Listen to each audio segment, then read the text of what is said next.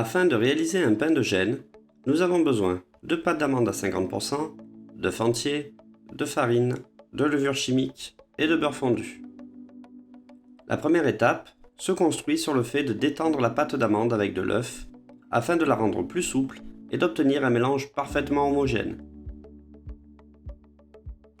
Pour faciliter cette étape, on peut travailler la pâte d'amande directement dans un mixeur et verser les œufs graduellement afin de détendre la pâte d'amande. On observe ici une masse bien homogène.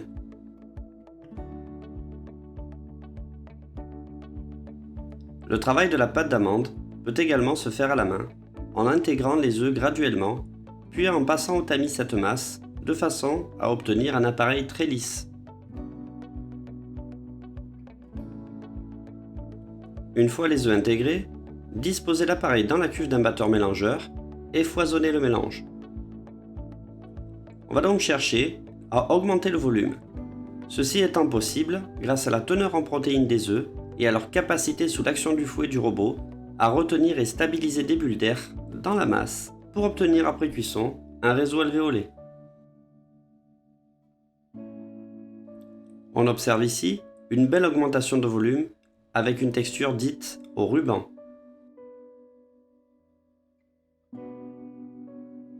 Incorporez la farine et la levure chimique, puis battre à nouveau quelques instants à vitesse modérée.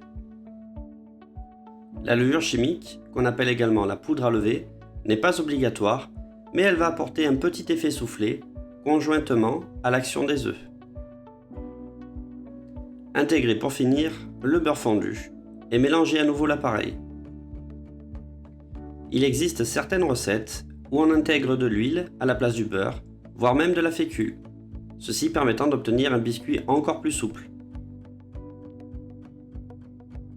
Une fois l'appareil homogène,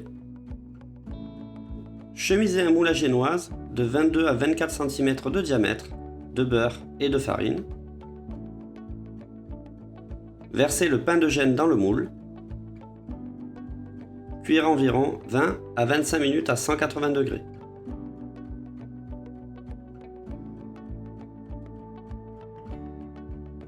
Afin de réaliser une crème diplomate, pour la première étape, nous avons besoin de lait entier, de jaune d'œuf, de sucre semoule, de poudre à crème, éventuellement de la vanille et de la gélatine.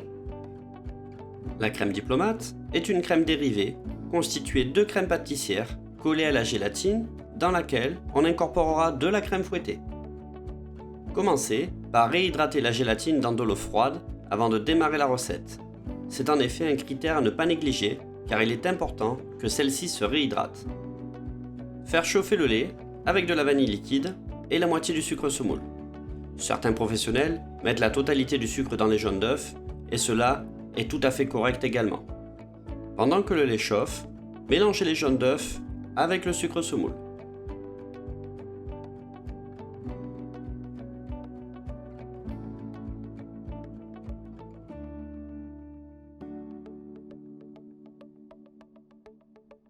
Incorporez ensuite la poudre à crème. La poudre à crème, qui est un amidon de maïs additionné d'un colorant jaune et de vanille. Bien mélanger cet appareil afin de ne pas former de grumeaux.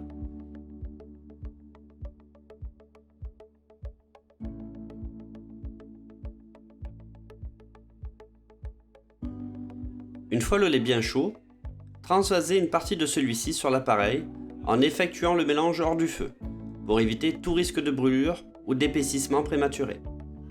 Délayez le mélange et reversez le tout dans la russe.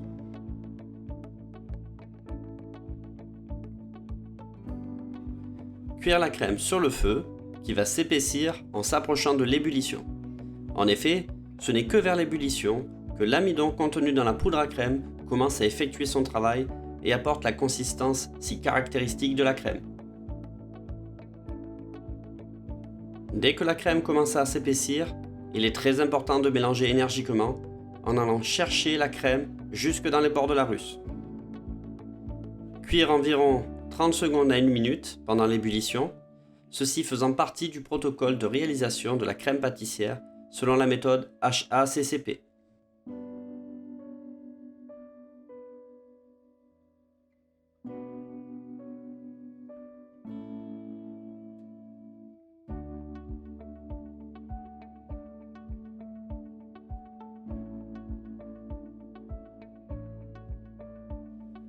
Essorer la gélatine et intégrez-la directement dans la crème une fois la cuisson de celle-ci réalisée.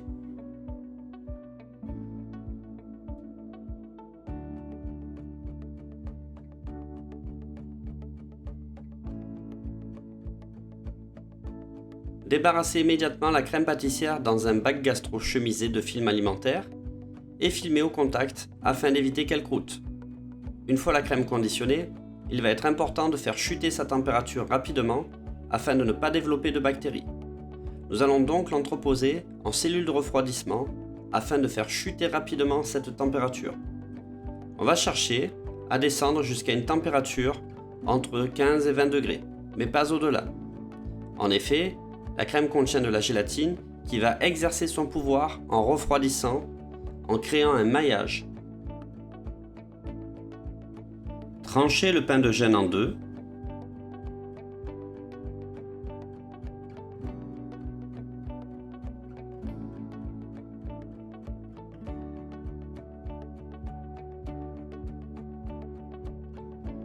Taillez un disque de pain de gêne de 14 cm de diamètre.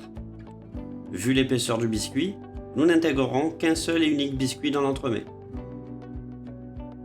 Chemisez un cercle de 18 cm avec du rhodoïde.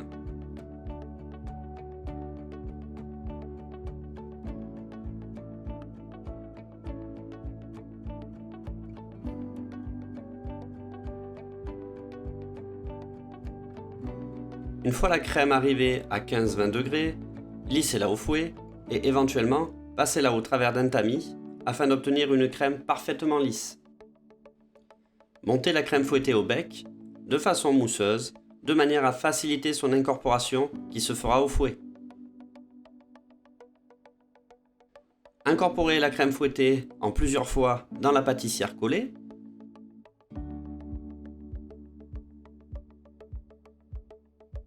Lavez, équeutez et taillez les fraises en deux.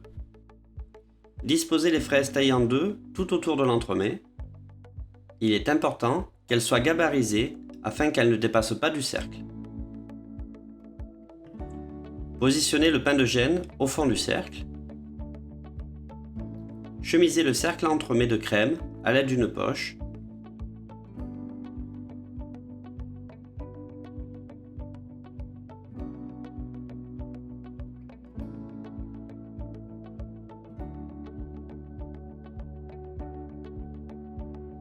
Aidez-vous d'une spatule de façon à bien faire adhérer la crème sur les parois du cercle.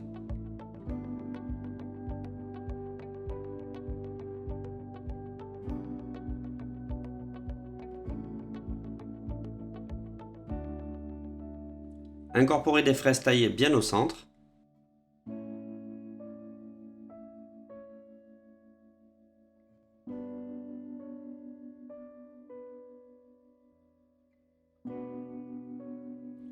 Recouvrir de crème diplomate.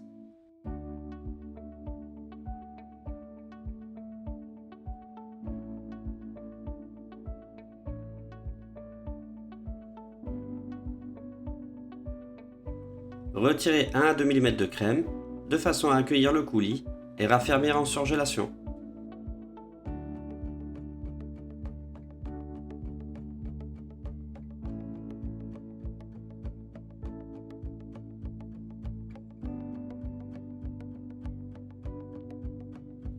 Chauffez la purée fraise, le sucre semoule et le jus de citron sans remuer au fouet pour ne pas générer de bulles d'air.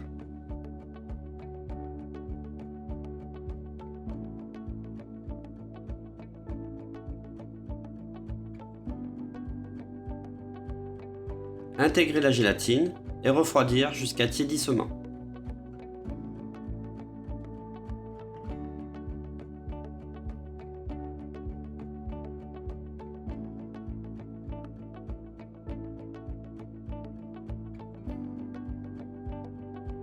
Coulez le coulis tiède sur l'entremet bien froid.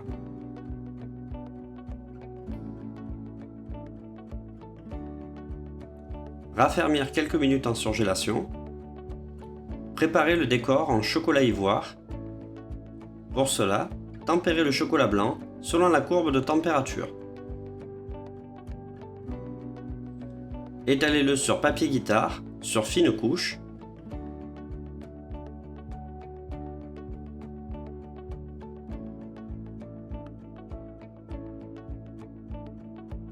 Quand celui-ci commence à cristalliser, détaillez un cercle de 18 cm de diamètre.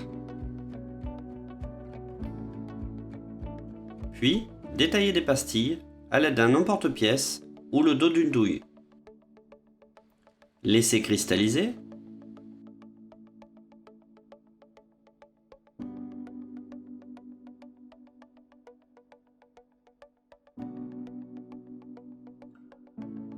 Manipulez délicatement et positionnez le disque de chocolat directement sur l'entremet.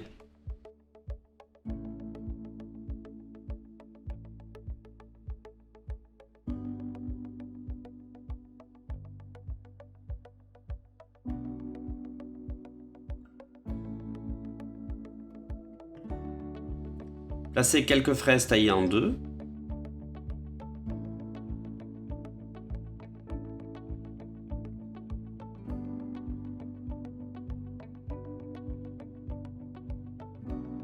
Nappez les fraises.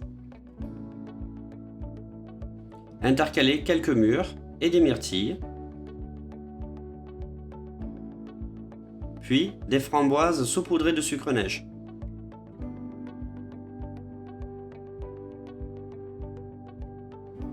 Décorez éventuellement avec des fleurs comestibles afin d'apporter une touche florale.